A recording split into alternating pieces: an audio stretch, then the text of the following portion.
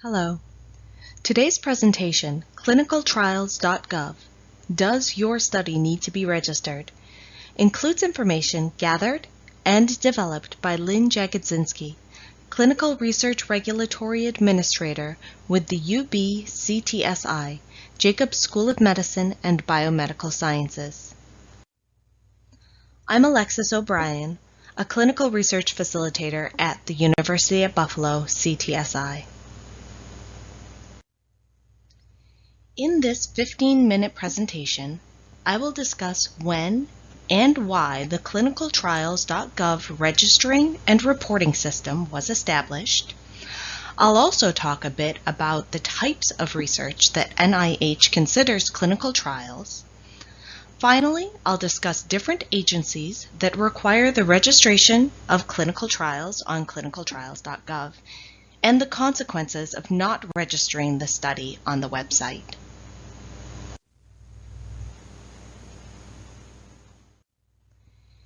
In 2000, NIH established ClinicalTrials.gov in order to keep a publicly available database of research protocols, results, and adverse events. Initially, it was meant to ensure that drug trial sponsors publicly documented not only positive results, but negative results as well. It serves to increase transparency in scientific research and reduce publication bias. Much more commonly, significant positive results are published over indeterminate or statistically significant negative results, but results are maintained in ClinicalTrials.gov regardless of whether they support the research hypothesis. Importantly, ClinicalTrials.gov can help researchers avoid duplicating trials and help patients find trials. NIH defines a clinical trial as a research study in which one or more human subjects are prospectively assigned to one or more interventions, which may include placebo or other control, to evaluate the effects of those interventions on health-related biomedical or behavioral outcomes. Before registering studies with ClinicalTrials.gov, researchers need to know if their study would be classified as a clinical trial. If you can answer yes to the next 4 questions, the study is a clinical trial. Does the study involve human participants research? For any study in which living people are the subjects, the answer is yes. If the study only includes specimens, like blood from a biobank, or health information, as one would collect for a chart review, you would answer no.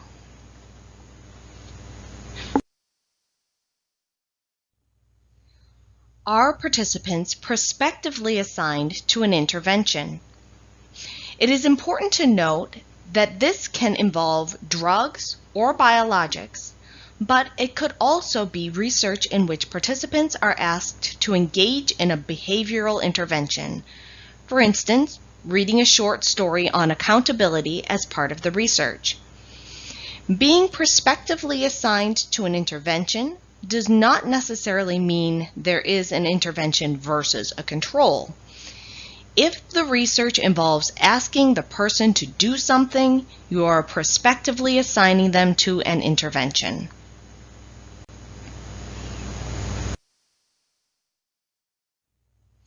Is the study designed to evaluate the effect of the intervention on the participant?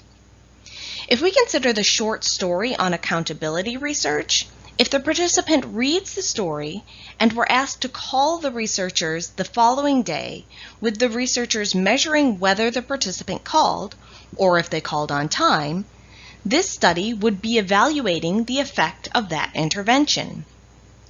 If, however, the researchers gave the story to the participant as something to pass the time in between actual study procedures or to help refine study procedures, then the study would not be evaluating the effect of the intervention.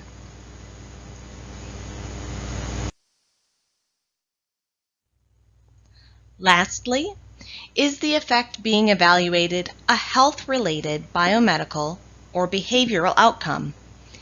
These effects can be what people traditionally think of, like pain reduction or changes in lab tests, but it could also include behavioral or cognitive outcomes.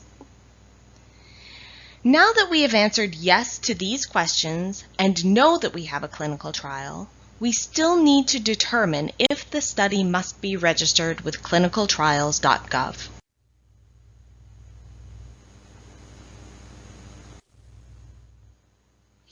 Researchers working with these organizations are required to register studies meeting the NIH definition of clinical trial with ClinicalTrials.gov. Each agency has different requirements about registering with ClinicalTrials.gov, so I'll briefly discuss each one separately.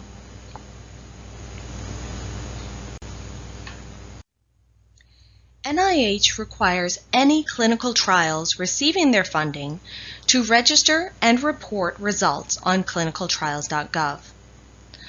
A research applicant hoping to perform a clinical trial study can only respond to clinical trials NIH funding announcements or funding announcements listed as clinical trials optional.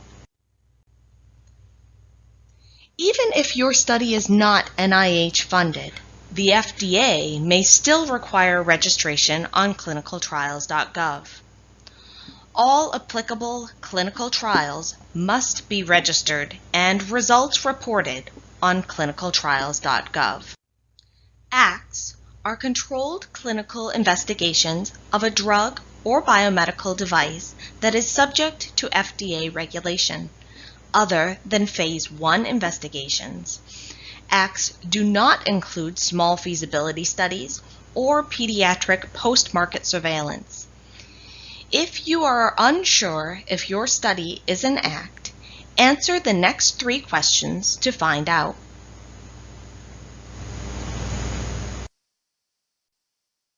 Question 1.